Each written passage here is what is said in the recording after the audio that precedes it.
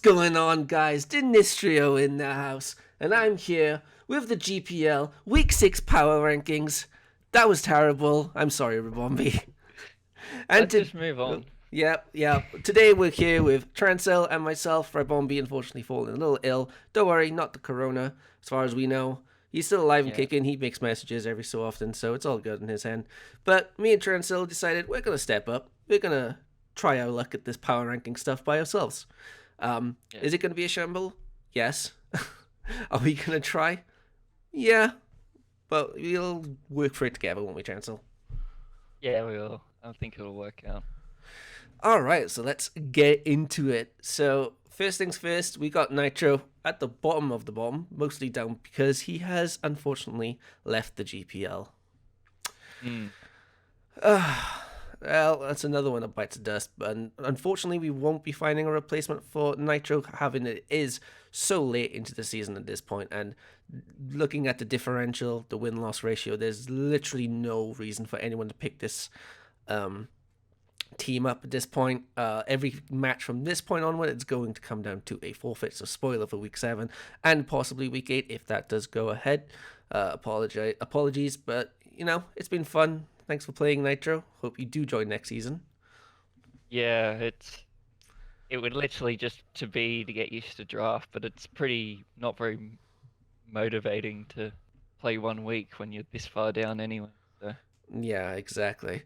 But I think hopefully, Nitro, you had a good time. I know we talked in chat a few times, and you always seem pretty hyped about it. So, like I said, hopefully, after everything has calmed down on your end, you do join us for Season 3, and hopefully you'll have a better experience in regards to that. Yeah. So, let's move down to the actual playing, shall we? We've got Crimpix at rank 15, gone up from rank 16, but only by a default, I suppose, at this point. Yeah, didn't look too good against Exo. Exo kind of played him pretty well. I think Shuckle's hurting him more than helping him at this point, really. I absolutely hate Shuckle, dude, and it seems to be getting losses. I'm telling you, it's the Shuckle. Oh, I just forgot to put music on, but hey, we'll put that on now. There we go. There we go. There's number 1 of Shambles, but hey, we'll just go through this. It's a work in progress. Yeah, pretty much Jirachi came in at the end and kind of destroyed him, and Zatu just magic bounced most things away. It was pretty one-sided. Yeah, unfortunately there was no sort of like 1 or 2 3-turn wonder where we've come to expect with Crimpix. Usually he starts off games super well, and we sit there at the edge of our seats going, is this the one? Is this the one? And then it's not the one. And this one sort of seemed to be like more of a step backwards, if I remember correctly.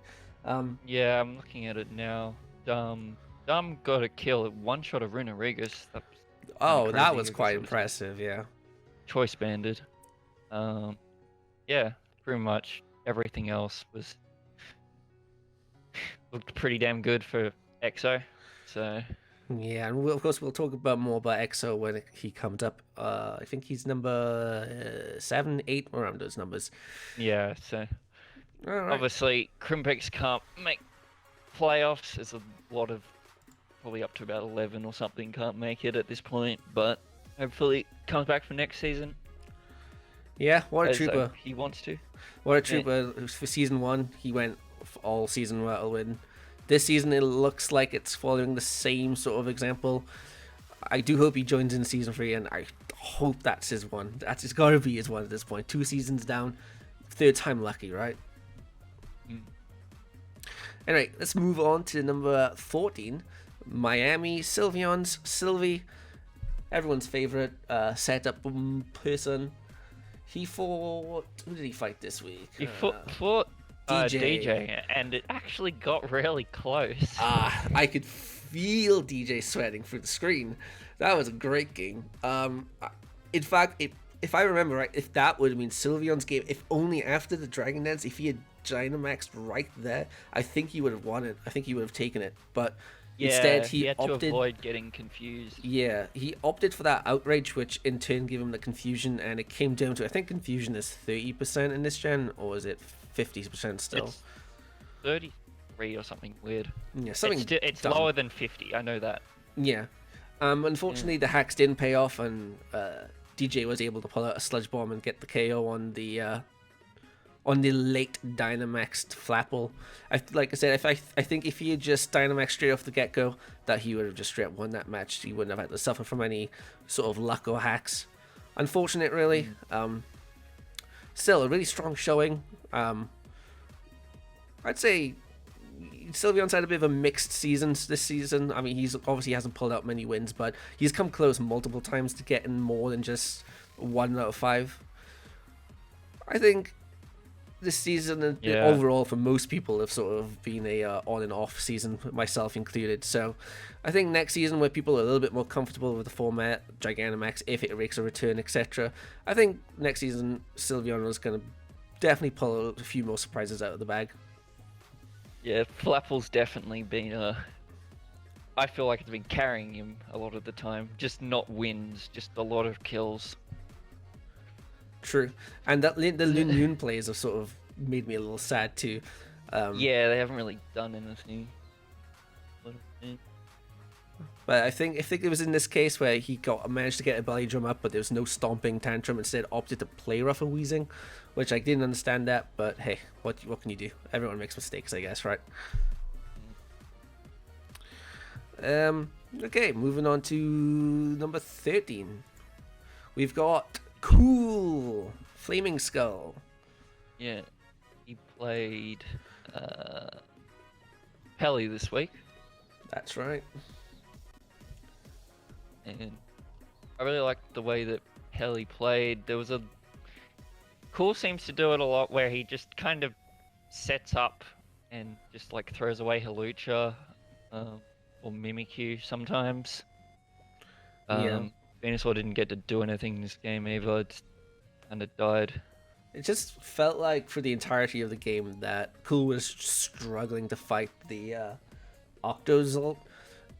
Just throwing out moves after moves and just taking unnecessary damage and KOs from it. It was very questionable. I'm not quite sure if he realized what typing it was or what it did or how powerful it was, or maybe he didn't have time to prep like he has his other matches, but that Octozalt give him a heck of a lot of trouble. It's been definitely proving itself to be a B-rated mon. I've had some questions about it, but also Volbeak's crazy. Yeah, go on. There was also that moment where I believe it was a Lapras versus Hawlucha, but opting to go for the setup as well, which I think maybe he could have made it not a 4-0, maybe a 3-0 if he'd just maybe gone for the attack. I can understand why he'd attack, but try and set up just in case, but there was no way Hawlucha's ever living any ice attack. It was under Aurora Veil, but maybe you get a crit and you get the lucky differential or something. But... Yeah, I don't know. It's obviously, it is what it is. Cool started off the season pretty strong. Sort of like dwindled as the player level sort of increased, but hey, learning experience. Maybe next season he'll also join in, and who knows? Maybe it'll go better, maybe it'll go worse. I don't think the El Creamy is doing much either. I mean, it's picking up some kills here and there, but it's also just dead weight in my opinion. But yeah, that's just my opinion. I think he shouldn't have swapped to Pikachu. I like that Pikachu a lot, also because it wrecked me. Yeah, but, with Light Ball, it's seemed to be actually all right. So. Yeah, it was powerful, and I don't know, compared to Alchemy, that seems to require at least 1 or 2 Carmines to really do any kind of damage. I don't know. It's just kind of It's just kind of set up fodder right now. Yeah, anyway, I agree. Moving on, we've got. Oh, hey, it's me. Oh. You can take the ball on this one, buddy. Yeah, so I saw you guys in a call, so you were doing this live kind of thing, and Primarina definitely put in the work here. A lot of strange things to do with the Grimmsnarl. It kind of tricked a Choice Scarf. He didn't realize it was Choice Scarf. Didn't end up calcing it, and then it kind of just died for literally no reason, basically. Which I'm totally okay with, by the way. But yeah, he definitely overlooked how much of a problem Primarina was for his team. It definitely gave him a lot of trouble. Yeah, no. There was a turn towards the end where you got like a lucky crit on the Keldeo, but I think that you would have cleaned up with Gigalith and Excadrill, because you would have been weakened anyway. I prefer the term skillful crit, honestly, but you know, we'll go with luckier too, I guess. It was it's not a match I was expecting to win, honestly. We sat on call. It was just after we did our match for the EDL, and I, under the mindset that I was most likely going to lose, just thought, hey, Shadow, let's throw some teams together and see what happens. We spent about 40 minutes building, and we threw down. I thought, hey, let's put a scarf on the Primarina and see what happens. And it turns out that was Shadow's kryptonite. All in all, me and Shadow in general draft leagues, including both GPL and a few others, we're now, I think, tied for like records against each other, like 2-2 or 3-3. So that's pretty cool. Neat little fact there. But yeah, I claimed in the last couple of power rankings I wanted to end the season on a high note. My next opponent would have been Nitro, so that's a forfeit win in my favor. So will end up leaving the season on a 3-4 record, which, you know, could have been better. But hey, I feel like I'm ending on somewhat of a high note, and you know, I'm just looking forward to season 3 at this point. And don't get couple matches into season 3 and go, well, I'm looking forward to season 4 now. Oh, you know, that's just my way of doing things. What's that? I get to fight Trancel and DJ in week 1 and 2. Well, can't wait for season 4, boys. All right. Alrighty. Let's move on to number 11. We've got Tyler and the Munching Munchlaxes. Yeah, so this was big win for Tyler here, as he beat the other undefeated person in the league in Burrger. Yeah, and it was quite an impressive match to watch, although a bit hacksy in my opinion. But hey, you gotta do what you gotta do to win, I guess. Yeah, I think it got to Burrger a bit too much. I feel like he could have played the Haxorus at times a little better. I did mention what I thought he could have done with it. I just was running basic calcs off previous turns to like work out if he could one-shot the Snorlax, which he could have with a close combat, and then Corviknight could basically have set up for free. Quagsire was the only thing that would give the Corviknight problems, and that went down super early to a nice energy ball from the Slurpuff, yeah. Yeah, Slurpuff. But apart from that, Tyler played like the Ferroseed really worked out for him. The Whirlwind tech on the Snorlax was super good. And yeah, I really like the Rotom as well. Obviously, all the paras just absolutely annihilated Burger's momentum with the cat. The cat especially the worst, because that's the one where you want to get all the momentum from. But oh, definitely. And yeah, honestly, I think Tyler really needed this win. I mean, the last couple of matches, he's been on a bit of a spiraling abyss, and it's definitely been getting to him mentally. So getting this win, not only getting this win now, but also defeating one of the only other undefeated people in the league, I feel like has sort of rejuvenated his sort of like motivation now to play. I do believe he's uploaded a video, so if you can go check that out at some point. I haven't watched it yet, but I believe it'll be quite a fun watch. I've watched it. He explained a lot of things pretty well. So. There we are. So you go check that one out. But yeah, he played really well. It's nice to see him back. Hopefully now he can keep up this positive attitude and go into the next match. Who was he fighting? He's fighting Nico, so I think that's a playoffs chance if things go really well for him. Yeah. A lot of those games are just playoff chance games, so... Oh, yeah. Well, good luck, Tyler. Keep it up, buddy. And let's see. We've got... Also, if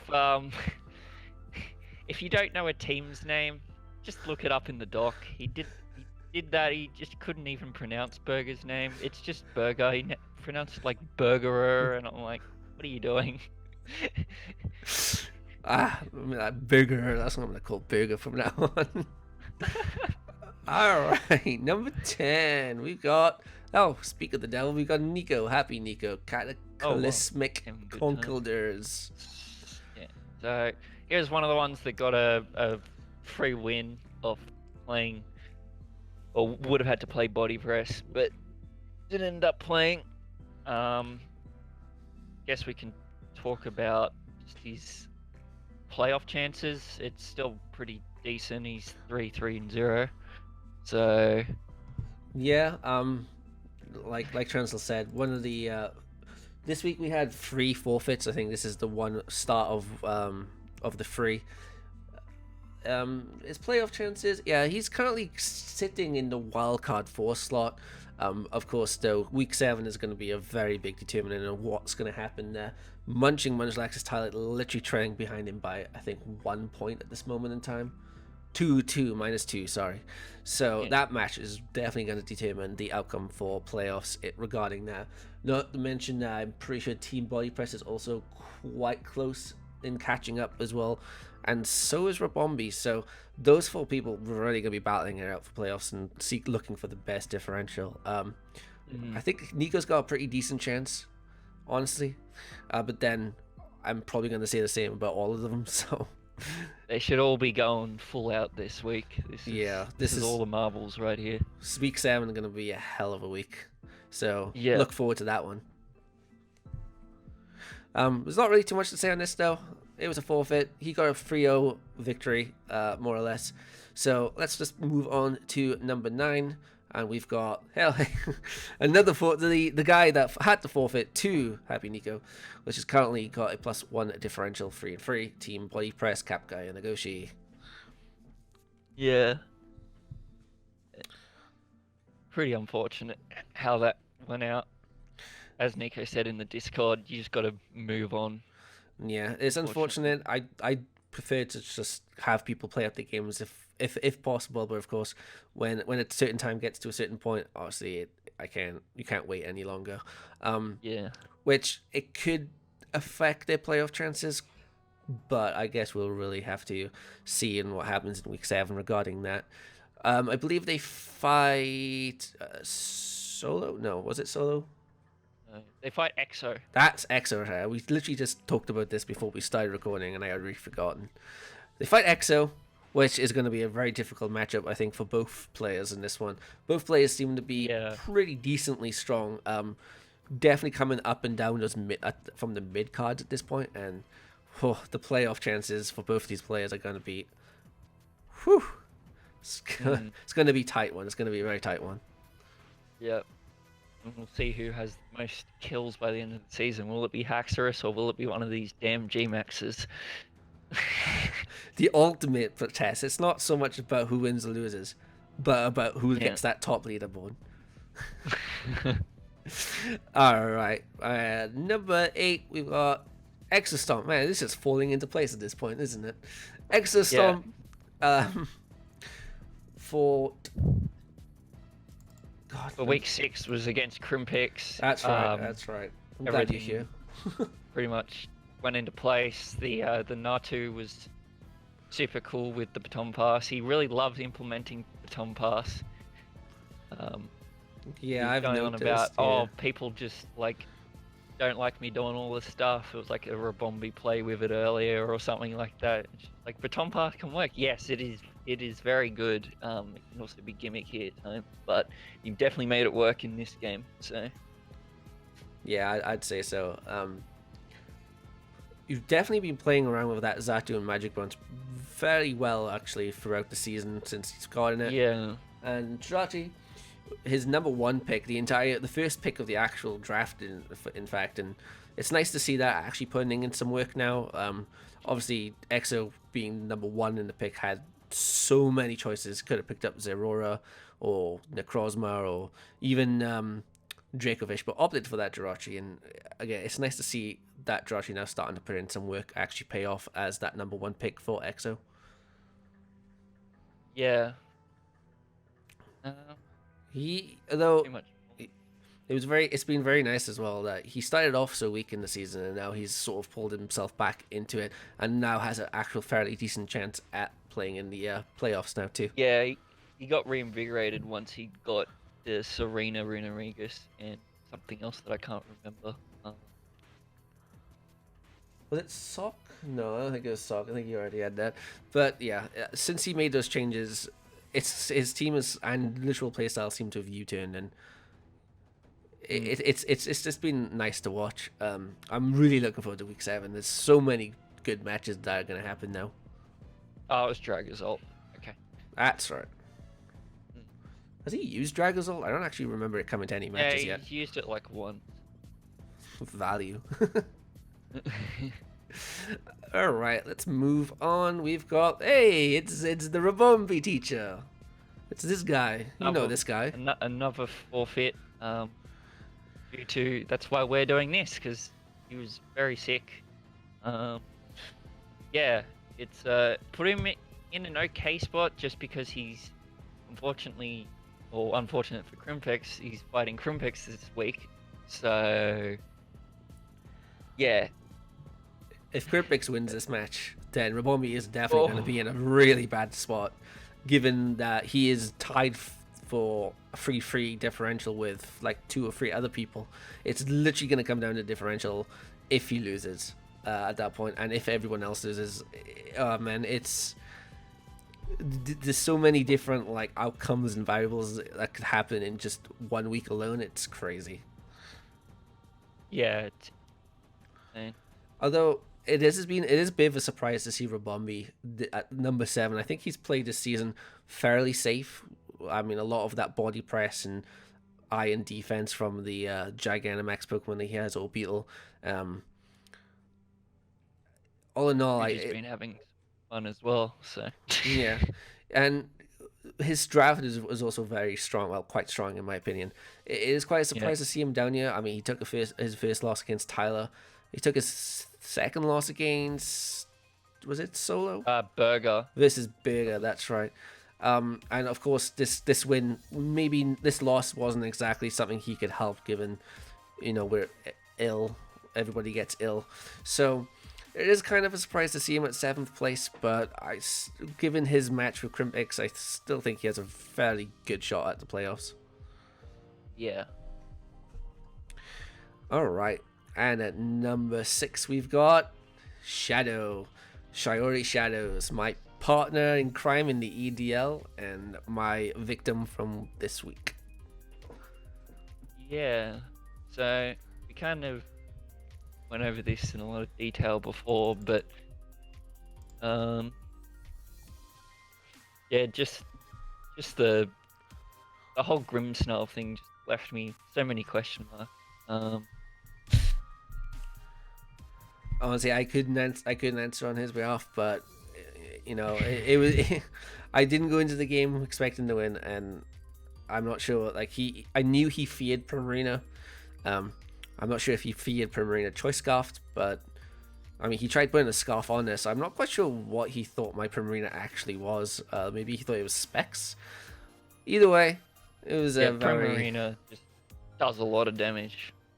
Oh yeah, and I really love Primarina, honestly, but yeah, Shadow definitely had some trouble with that Pokemon.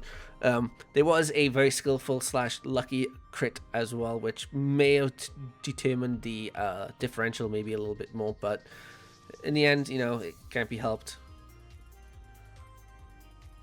I think so he's looking like he's 4th. I'm not going to spoil the week 7 result, but it's looking kind of clear cut for him at this point where he is, so he would have to play like Solo or Burrger depending on their result of their game in like a playoffs position, which is going to be a very interesting scenario if that does happen.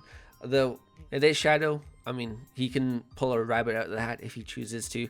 He is a very tricky player, and I think he's got somewhat of a tricky draft that can work in his favor, but it just really comes down to execution and how well his opponent preps. And if you're in the playoffs, then I expect you're going to prep pretty dang well. He did make some changes in the Got the Terrakion now. Very scary one. Oh yeah, I'm surprised that went untouched for so long.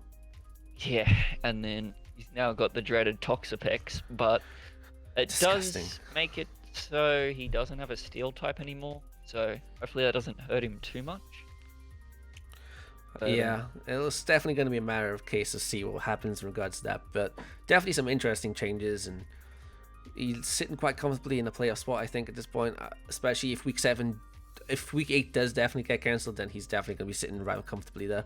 I don't think there's anything that can alter that outcome at this point. No, I don't think so. All right. Moving on, we've now got Peli at number 5. Garden State Blizzards taking over for Brofessor Chaos, getting his second win since joining GPL Season 2. Yeah, it looked very, very solid for him. Arctozolt definitely put in that work. That Arctozolt did. Lapras had a nice protect to kind of chill the Okrumi from doing a lot. Yeah. All in all, it was just quite a solid showing from Peli. Utilizing the... did he use the Dugtrio in this match? It kind of just died. It was the fodder to the Alcremie. He used it relatively well against me, and without spoilers, it was kind of interesting in his Week 7 match. We won't go into that too much detail in that one, but he's definitely pulled out some surprises. That Arctozolt just seemed to break through Cool. Cool just wasn't able to react to it at all. Again, couldn't tell if it was a lack of prep or just a lack of knowledge on the Pokemon, but honestly, in my match versus Peli, I honestly thought it was the Dragon type version. So I was trying to hit it with Dragon type moves and worked out it wasn't the Dragon type version. So that was kind of awkward. So maybe Cool fell into the same trap as I did. Who knows? Gotta get used to those new mon. Peli's looking pretty much like he'll be sitting in for playoffs as well. And very nasty player to face, to be honest. He has a lot of like nasty tricks. He can just get used to Dynamax. Spoiler from week 7, but that's about it. If you can just get used to Dynamax, I think he'll be a very, very strong player to do some damage in playoffs. Yeah, plus he's fresh. He's come out of the sort of like sidelines, and I feel like he's got all this new tech and prep, and no one's really used to how he battles. I mean, he was in Season 1, but this is a whole new sort of like format, a whole new generation of Pokemon. So it's still sort of like kind of judging sort of like based on like how he plays and how good he can cope with his team and such. So that's also been a bit of a learning curve, but I think that'll quickly settle in, and yeah, I look forward to seeing him in playoffs. Hopefully he can do well, and maybe starting Season 3 he can start the season fresh rather than filling in twice, because this is the second time he's filled a role now in the GPL. So hopefully next season he'll join starting fresh, get his own team, and it'll be interesting to see what it's like from the start. Yeah, he said he would just YOLO it either way, and that's the spirit. Just like this video. Maybe if the coronavirus keeps going, be a while, he'll be here for the whole season. As long as he's stuck in China, as long as he's stuck over there, he'll be in the GPL. Perfect. Thank you, Corona. Moving on.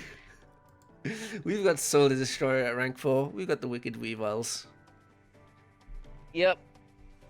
The guy that doesn't particularly like his team, but got a fortunate win because of a forfeit loss that puts him in a decent spot where if he beats Burrger, he's first.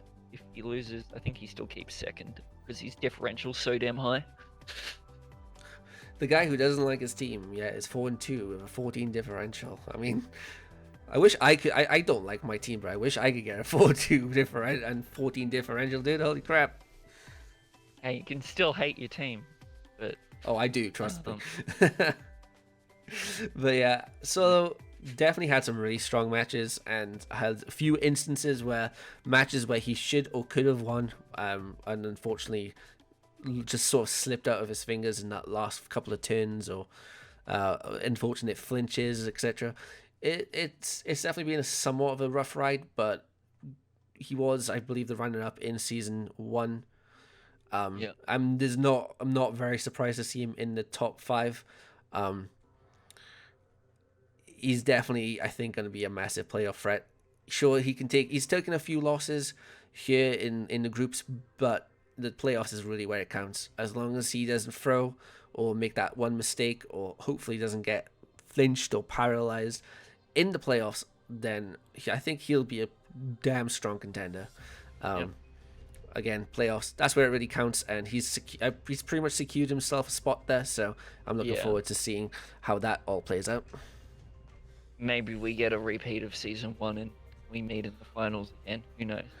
Really, I'm myself up too much. Not to count Burrger out, but I've always thought of Trancel, DJ, and Solo being like the top 3, but hey, surprise, surprise, it wasn't the top 3, because in week number 3 we've got Burrger. Look at that transition, man, so smooth.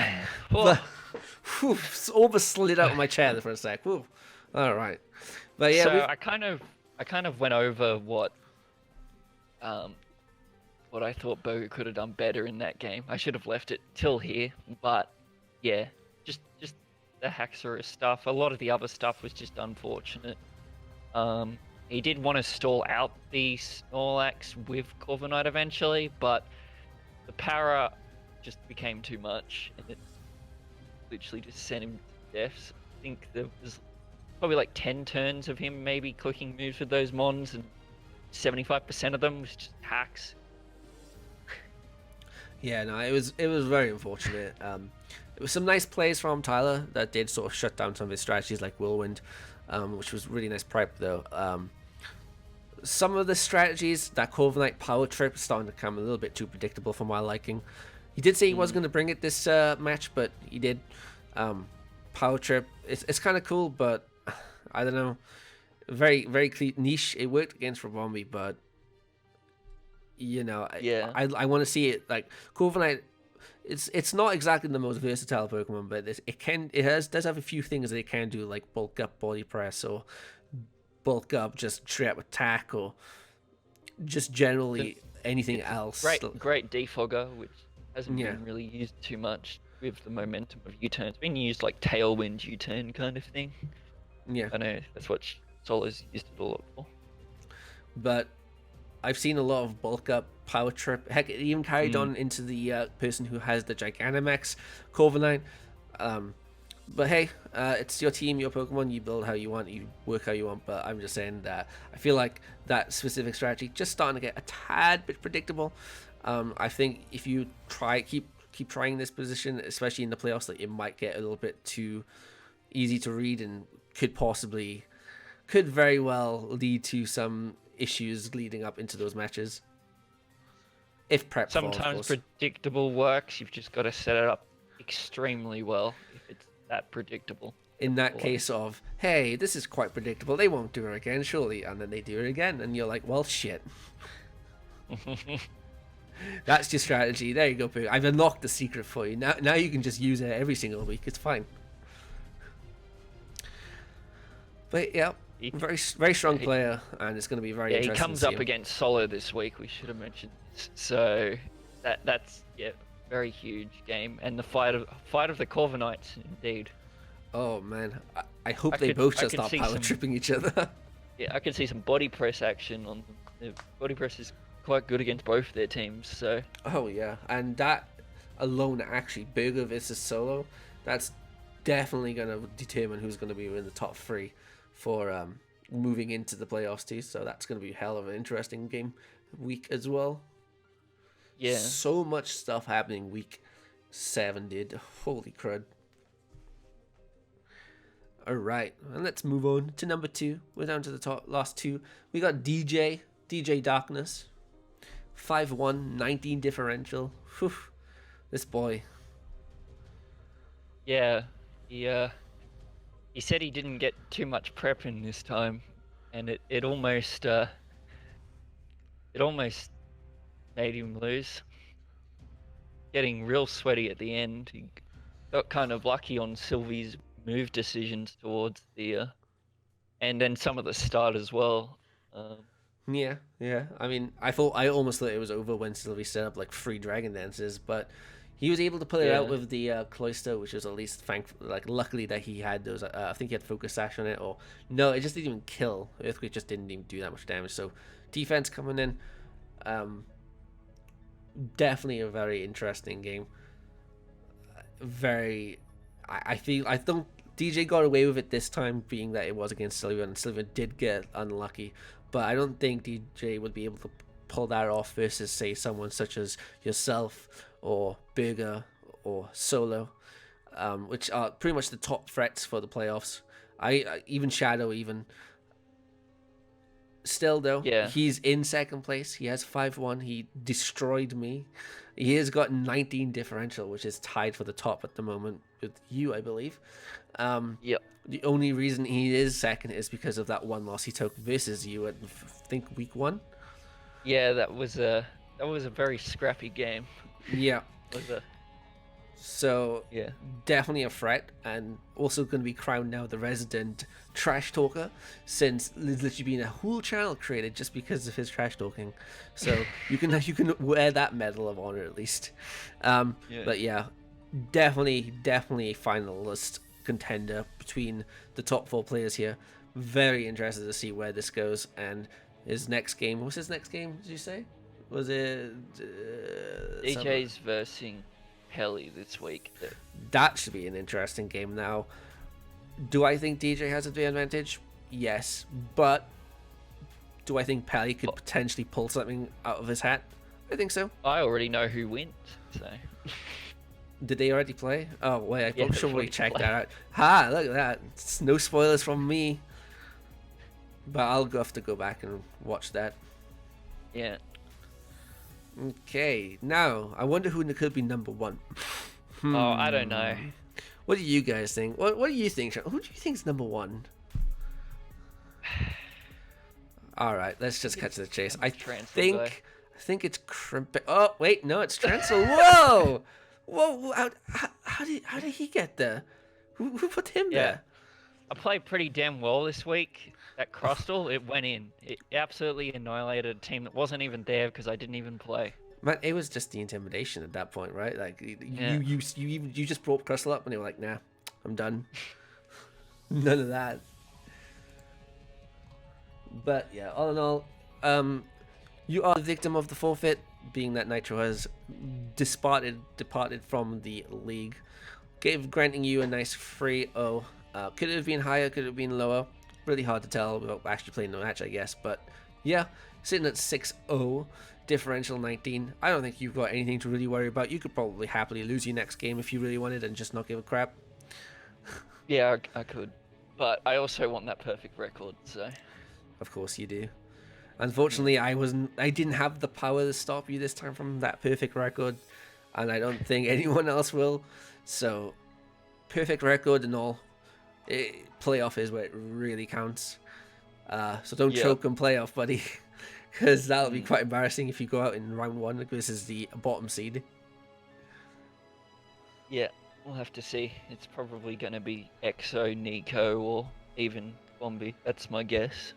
Be who I'd be playing. Despite that being a bottom seed per ranking, as a player, they're all very strong too. So obviously you can't judge these players based on their seeding because they are all very strong in their own rights too. I just look at Nico's team, I'm like, Gengar, shit. Not that thing. Anything but that one.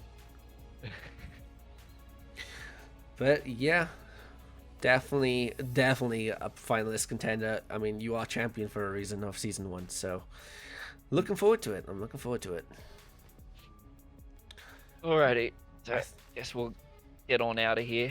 Yeah, it was a bit of a shambles, but we just managed to get through it just slightly. I mean, you know, are we going to do this again? Hopefully not. Hopefully our lead maestro Ribombee will be there to guide next time. But hey, you know, it is what it is. We tried our best. It was fun. I think we did all right. I think it was good. Yeah, I mean, it'll have to do. If you're not happy with it, it's tough at that point. But anyway, I'm going to go on and get out of here, or whatever Ribombee says. Thanks for watching, guys. Say bye, Trancel. Yeah. Bye. Good boy. All right. Was it stay safe, stay awesome. I'm out.